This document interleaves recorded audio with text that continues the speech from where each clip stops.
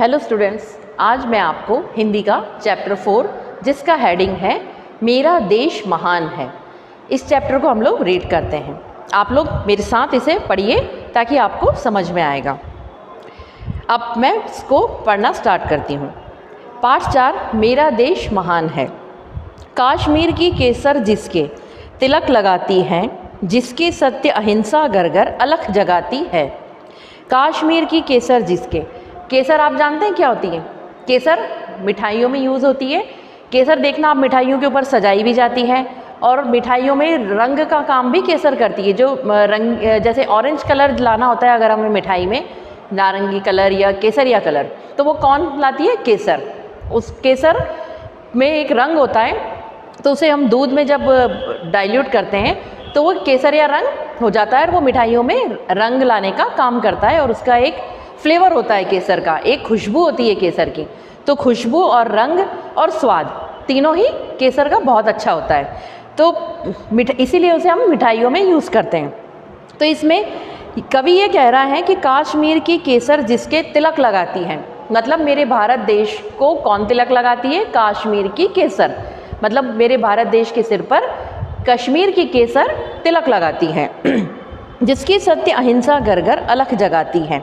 अब मेरे भारत देश में जो मेरे भारतवासी हैं मतलब मेरे देश की जो जनता है, उनके घर घर में सत्य और अहिंसा का पाठ पढ़ाया जाता है और उनसे जागृति पैदा की जाती है।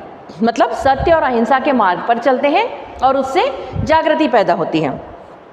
जिसका पावन गंगा जल अमृत कहलाता है।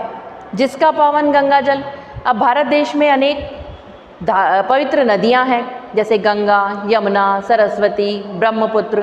तो इनका पावन गंगा जल, पवित्र नदियों के जल को क्या कहा जाता है? गंगा जल। तो वो क्या कहलाता है? वो पावन जल, वो गंगा जल क्या कहलाता है? मतलब पवित्र जल क्या कहलाता है? अमृत कहलाता है।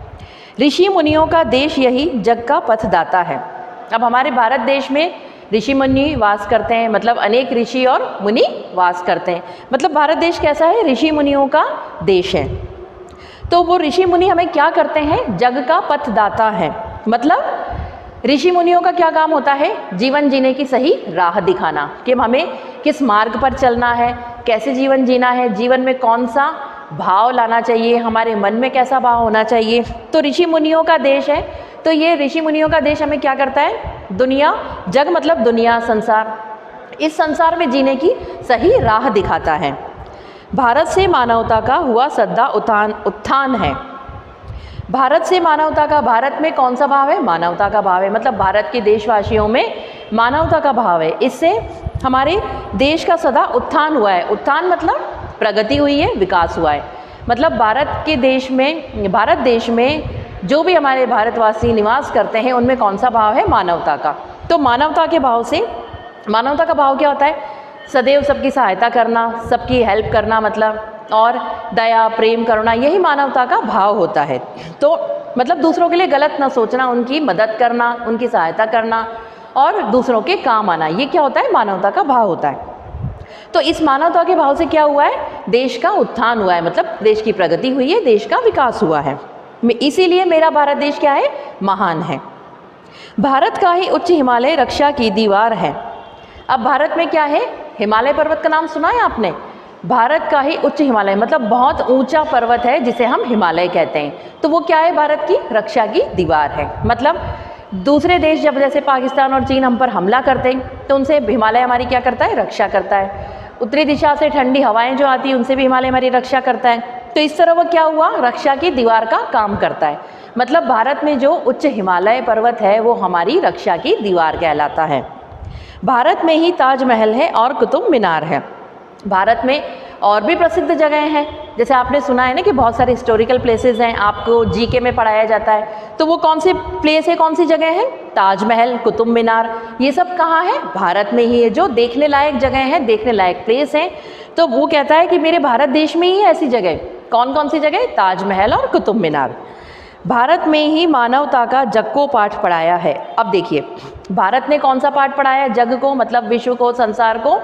भारत ने कौन सा पाठ पढ़ाया? मानवता का। जो अभी मैंने आपको पहले ऊपर समझाया, मानवता का पाठ पढ़ाया मतलब सबकी हेल्प करना, सबकी सहायता करना, दूसरों के काम आना, दूसरों को प्रेम के भाव से देखना, ये मानवता का भाव होता है। तो ये किसने पढ़ाया है?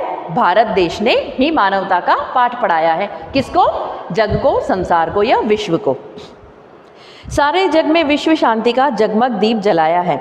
अब सारे जग में मतलब सारी दुनिया में विश्व शांति का मतलब सब जगह शांति रहे, कहीं भी घृणा का, लड़ाई का, मतलब लड़ाई झगड़े का, आपसी घृणा का भाव नहीं हो। किसका भाव हो? विश्व शांति का पाठ पढ़ाता है और उसी का जगमग दीप जलाया है, विश्व शांति का दीपक जलाया है। मतलब सब जगह शांतिपूर्ण माहौल हो, कहीं भी लड़ाई झगड़े का भाव ना हो, कहीं भी ऐसा मतलब कहीं भी कोलाहल ना हो, शोर ना हो, ज़्यादा कैसा हो? शांतिपूर्ण माहौल हो और हमारे संपूर्ण विश्व में शांति हो। उसका दीपक जलाया है किसने? भारत ने। बढ़ती ही जाती भारत की आन बान और शान है, मेरा देश महान है।